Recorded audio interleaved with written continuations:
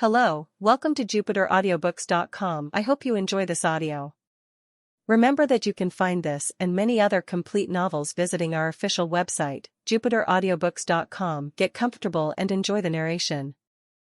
Prologue. An age-old determination, still fresh in her heart. Life is a series of choices, and time is irreversible. If there was ever a single moment that had defined Ruri Fuyajo's life, it could only have been that day. That day 7 years ago. The young Ruri had been seated before the head of the Fuyajo clan in the family mansion. She was surrounded by a group of masked girls, and her mother was behind her. It was such a strange space. Yet Ruri neither felt uneasy nor found it to be in any way out of the ordinary. She merely focused on looking straight ahead toward the far end of the room. Why? Because the flame of determination had been kindled inside her. Do you mean it? A quiet voice echoed from behind a bamboo blind that shielded the elevated platform at the end of the room. Yes, Ruri answered calmly as she held her gaze firm. I will become a mage strong enough to beat anyone. A mage with the power to defeat any annihilation factor. At this declaration, the girls seated around her began to giggle. Well, that response wasn't entirely unreasonable. After all, this was coming from someone who couldn't even manifest her first substantiation. The girl's reaction was entirely natural. Quiet. But the voice sounding from behind the bamboo blind quickly silenced them. Ruri. A mage's power lies in the strength of their heart. Are you truly prepared? Yes, she answered without the slightest hesitation. So long as enemies seek to ravage the world, I will defeat them. I'll be as strong as I need to be. So please. She paused, clenching her fists tightly. Please let my brother live a normal life. Chapter 1. Receiving a letter from the family head. A night storms the world was dyed in 5 colors. Mushiki Kuga gazed at the fantastic scene spread out before him from his vantage point on the edge of a towering skyscraper in the void. It was such a strange view. The space, so vast that you couldn't tell where it ended, was divided into 5 sections like a cake into slices, each characterized by wholly unique scenery. It was as if he had cut up several postcards and glued them back together as his mood fancied. It was hard to believe that it was all real. In fact, if the old Mushiki had seen this, he would have thought it was a dream or an illusion. But perhaps that was only to be expected. After all, gathered here now were the mages lauded as the best in the whole world. Allow me to provide an overview of the incident once again, a clear voice echoed throughout that 5-colored world. Curiously, the voice seemed to fill every corner of that vast, endless space. Clara Tokishima, a mage belonging to Shadow Tower, led a cohort of her followers to stage an uprising during the exhibition match held the other day at Void's Garden. Her objective was to obtain the heart of the Ouroboros, a mythic great annihilation factor sealed in the basement of the Garden's library, along with information on the facilities where the other pieces of the Ouroboros were kept. We are presently still attempting to locate her, but her current whereabouts remain unknown. This explanation was given by a girl with dark hair and dark eyes, her gaze cool, and her expression betraying not a hint of emotion. The girl was dressed from head to toe in the monotonous uniform of a personal attendant. Her name was Kuro Karasuma and she served the head of Void's Garden. Right now, she stood ramrod straight behind Mushiki's back, above the sideways looming skyscraper. I see, uttered the low voice of a man. The next moment, the world to Mushiki's right pulsated slightly, spreading out and zooming in. Emerging in its place was a frightening scene bathed in red moonlight. A row of dead trees. Barren earth. A single Western-style building, with an endless bundle of spires, emanating a bewitching glow. And a tall man sitting back in a chair. Though appearance was no guarantee of a mage's true age, he looked to be around 40 years old. His eyes were shielded by rainbow-colored glasses, and he wore a long cloak. Despite the immense distance between them, Mushiki had no difficulty making out his voice and appearance. Aishiro Yurendo, the headmaster of the Mage Training Institute Ember's Peak. The Ouroboros. To think that sealed mythologia could have been resurrected infused with a human no less. Do you have a photograph of this Clara Tokishima? Yes, Kuro responded, moving the fingers of her right hand as though swiping on a giant tablet screen. Then, in the center of that huge space, an image filled the air.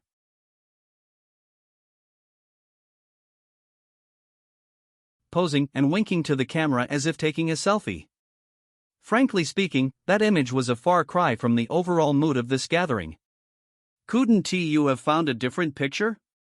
Gurendo grumbled. There are others, Kuro said with a wave of her hand.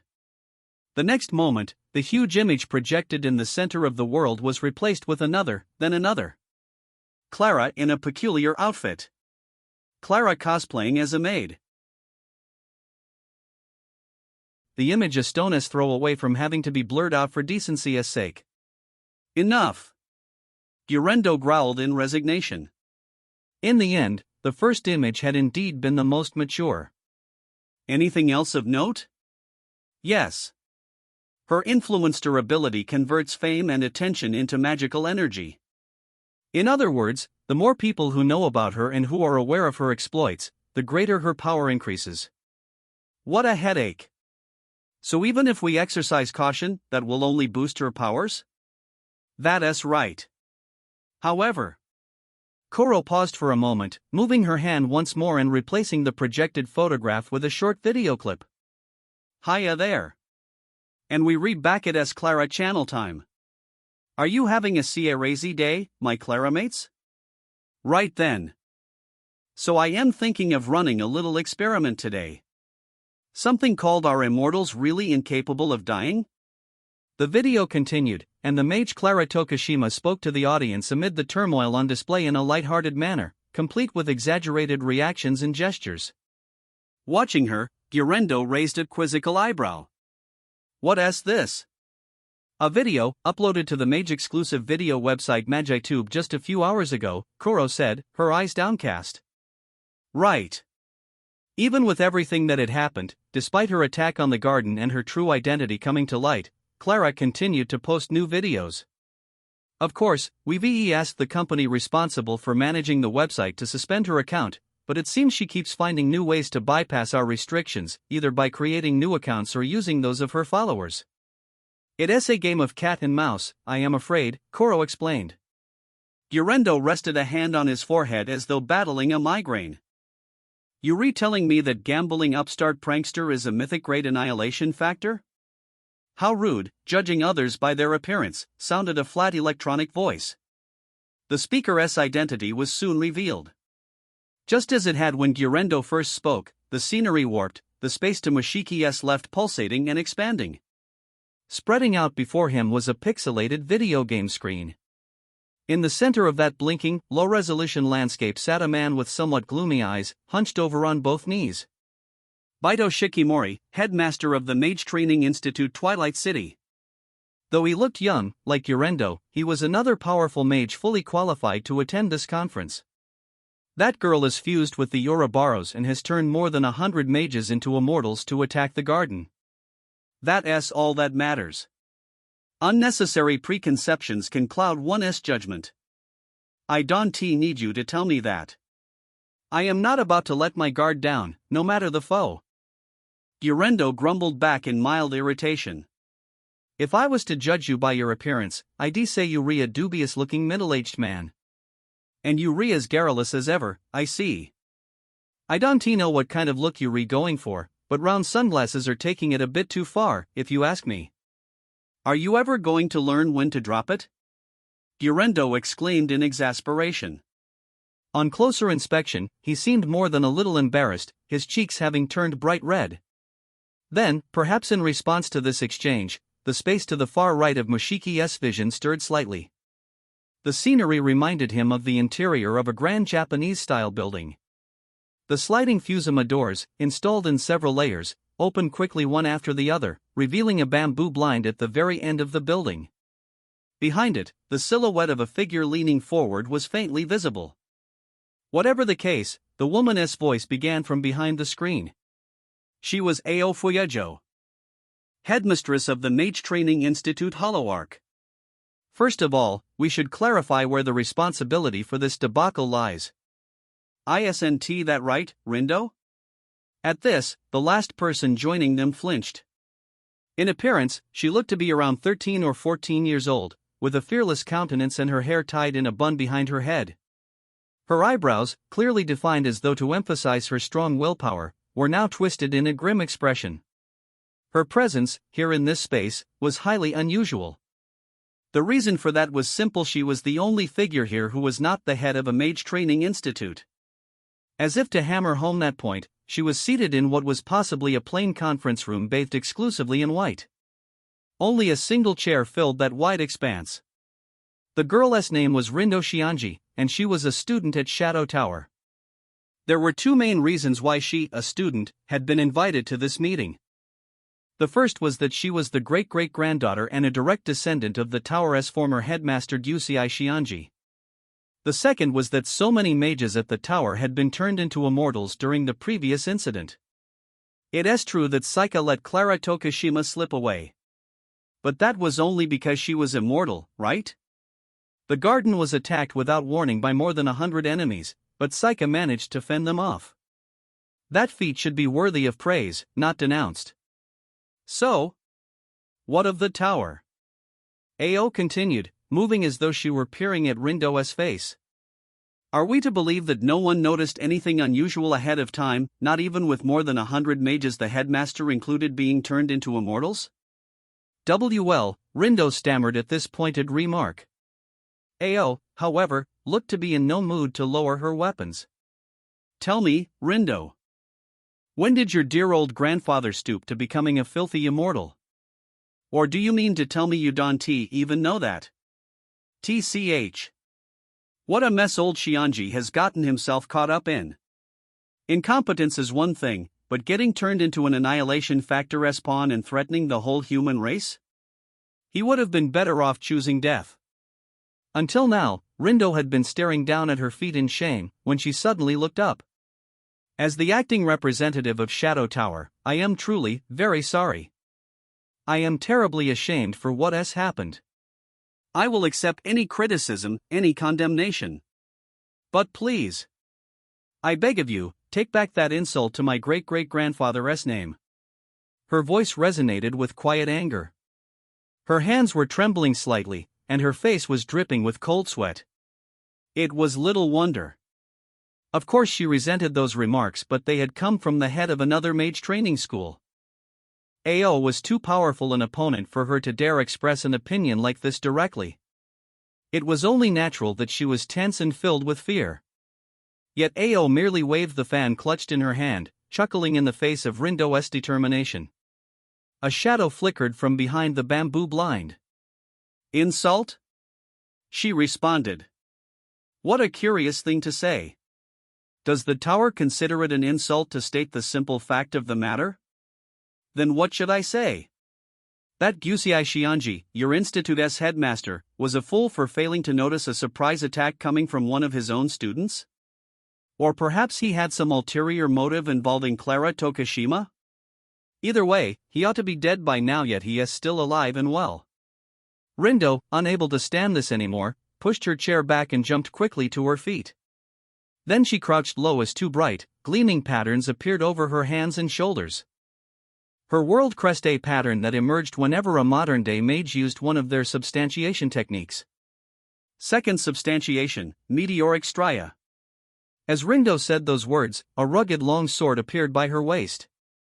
Her second substantiation, the second of her unique manifestation techniques, transformed mana into matter. Rindo took a battle stance against Ao. Oh. Ao's tone underwent a dangerous transformation. What is the meaning of this? Even here, it is no joke to point a weapon at someone. Or have you, too, been taken in by the Ouroboros? I suppose it is like they say, you can fight your own blood. Don't you dare say another word. Rindo cried in anger as she hit the ground running. She must have been using some kind of magic technique, as she sped toward Ao with the speed of a flying bullet. Her target, however, wasn't the slightest bit flustered. With a wave of her folding fan, a blue will-o'-the-wisp shaped like a giant bird appeared before the bamboo blind. Rindo continued her approach, while Ao waited to intercept it. In just a few brief moments, the two substantiations would collide. But Lady Saika, Koro urged. The next moment, Mushiki waved his hand, sending a skyscraper falling from the sky to separate the two. Eep! Oh! The gigantic structure all but grazed against Rindo's nose as it pierced the ground, shattering the boundaries of the world before eventually melting away into the air. Calm down, both of you, Mushiki said in an effort to placate them, the voice emanating from his throat clearly not that of a man. But that was also as it should be. Because right now, Mushiki wasn't he himself. Long, shimmering hair covered his head and shoulders. His facial features were neat and orderly, perfectly arranged according to the golden ratio. And enshrined in the middle of it were a pair of astonishing colored eyes. Yes. He wasn't the male high school student Mushiki Kuga, but rather Saika Kuozaki, headmistress of the Mage Training Institute Void Garden. Rindo, Mushiki called out. Why yes. She replied in a weak voice. I understand how you feel, but isn't your enemy. I ask you, please don't bear your weapon here. Sorry. Rindo, who had seemed possessed earlier, bowed obediently, and deactivated her world crest and sword. Next, Mushiki looked at Ao. You too. You always go too far. Apologize to Rindo, he instructed. Yes, I said too much. I am sorry. Ao nodded indifferently. Not at all, Rindo replied with a bitter expression. She still looked a little agitated, but she seemed to understand at least that her behavior had posed a serious problem.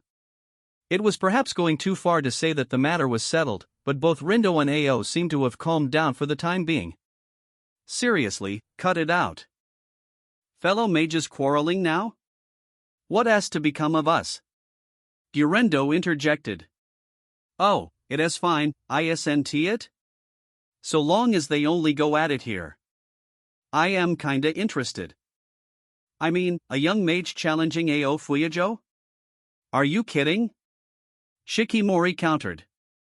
Why you? If left unchecked, these two would no doubt start another argument, so Mushiki let out an audible cough to catch everyone's attention. In that case, let us discuss concrete countermeasures. The Ouroboros Clara Tokushima hybrid must be defeated. I'll need you all to lend me your strength. Close to 60 minutes later, the meeting came to an end. To be honest, there was a lot that Mushiki couldn't fully grasp, but he did his best to maintain a composed expression at all times. As they had both agreed earlier, whenever he had trouble answering a given question, he would give an exaggerated nod and turn the discussion over to Koro. He had been at the garden for only a short period of time, so he couldn't be expected to respond perfectly to every question. His principal responsibility here was to appeal to the heads of the other schools and convince them that Saika was alive and well. That's about everything. Thank you all again, everyone, Mushiki said at last, looking at the others now that the discussions were concluded. That was a de facto declaration of adjournment, and the heads of the other schools responded in tacit understanding. I'll be off, then.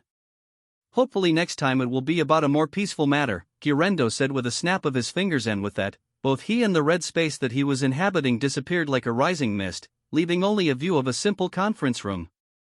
Me too. Send me the details later, MK? Next was Shikimori, his electronic voice blending into static that soon consumed his image. Oh. Rindo watched in awe before noticing Mushiki's gaze and jumping back in fright. I'll excuse myself, too. Thank you for taking the time to join us. Not at all. I am sorry for causing such a scene, Rindo said with an apologetic look. Then, glancing back and forth at the spaces that Gurendo and Shikimori had been occupying until just a moment earlier, she asked, sorry. Is it okay if I leave normally? Of course. Mushiki nodded in response to this awkward question. Perhaps she thought she had to make some dramatic exit, too? Her consternation was cute to watch, and Mushiki could feel his face relaxing into a smile, but he fought to hold it back. If he laughed here, no doubt he would leave her feeling even more self-conscious. Goodbye then, Rindo said with a humbled bow before awkwardly turning to leave. But then, as if suddenly struck by a question, she stopped, glancing back at him. Is my grandfather Gusei Shionji, is he still alive? Yes. In his current state, he won't die even if you kill him. It was Kuro who answered. The remark could have been taken as a joke or sarcasm, but there was no hint of levity in her voice. It was, ultimately, just a simple statement of fact. At this, Rindo gave an uneasy frown. I know this is a lot to ask, but might I be permitted to see if you just want to see him? I wouldn't recommend it. Especially if you want to maintain your respect for the man he once was. Rindo clenched her teeth and turned to face Mushiki. I'll do my best, for what little it's worth. I'll stop the Yorubaros. I'll stop Clara Tokushima, she said as if to affirm her resolve. Then, with one last glare at Ao, she offered Mushiki a deep bow and made her exit, disappearing into thin air. And so there was only one figure left, Ao Fuyajo, who was watching from behind her bamboo blind. Ah, youth, she said with a wave of her fan. Vivacious anger when faced with the absurdities of the world. Now that's a feeling I haven't felt in a long time. No. Maybe I should say I've grown accustomed to them. I envy her a little. Envy? You don't sound jealous, Mushiki admonished her with a dour look. Ao shrugged. I have no ill feelings toward her. Is that so?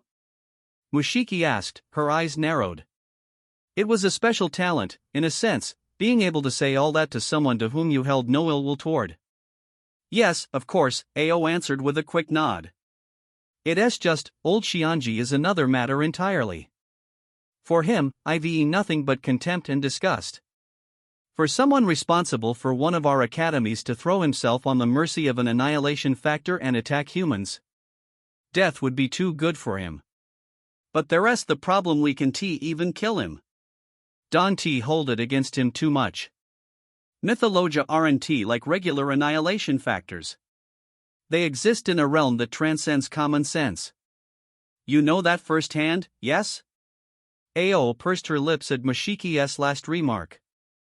He was referring to something that Kuro had briefed him on prior to the meeting.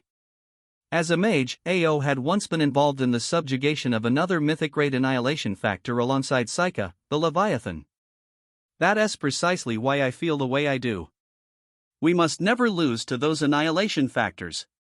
No matter what they do. No matter what it takes. There is no meaning in a fight well fought, no value in praise. No medal for us mages, either. What we need to do is achieve concrete results. Isn't that right, Saika? Ao. Sensing a deep undercurrent of hatred in her voice, Mushiki arched an eyebrow. In the next moment, as though sensing something was off, Ao tilted her head. You are Saika, aren't you? Mushiki's heart skipped a beat. She couldn't possibly have seen through to his true identity, could she?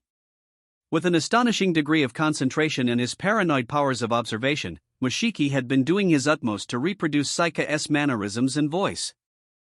That said, there was no such thing as perfection in this world, except for Saika's good looks, that is. Perhaps he had slipped up without even realizing it. Obscured behind her bamboo blind, Ao's face was unreadable. Mushiki glanced at Kuro, imploring her to help. Kuro, however, said nothing, and merely watched their exchange without betraying a single thought of her own. For a moment, he thought she had given up, but no. She was simply demonstrating with her body how the attendant Kuro Karasuma would respond in this situation. And so Mushiki pursed his lips.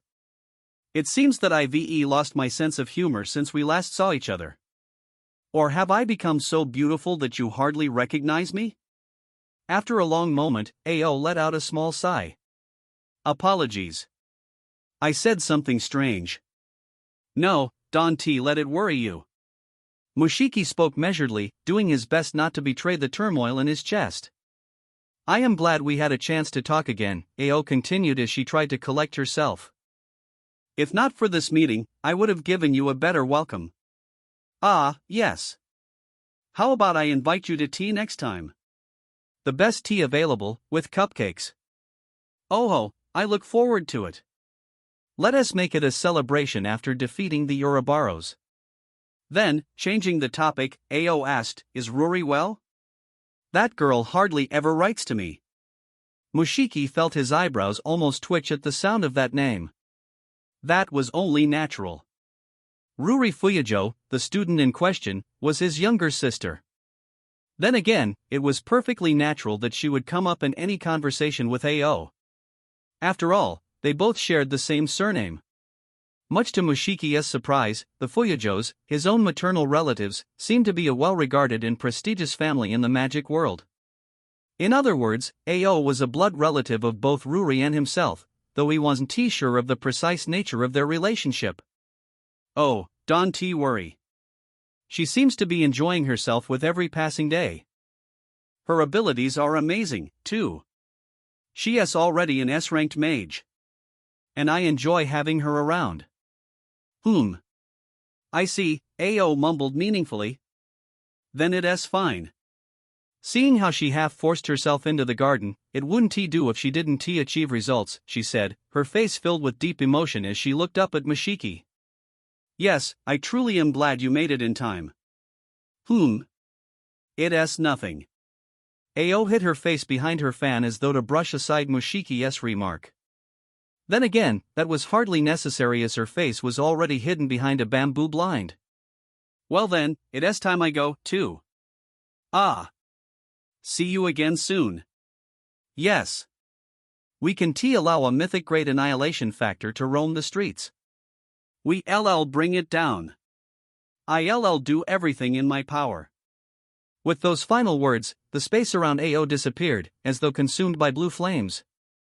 Finally, only Mushiki and Kuro remained. Phew.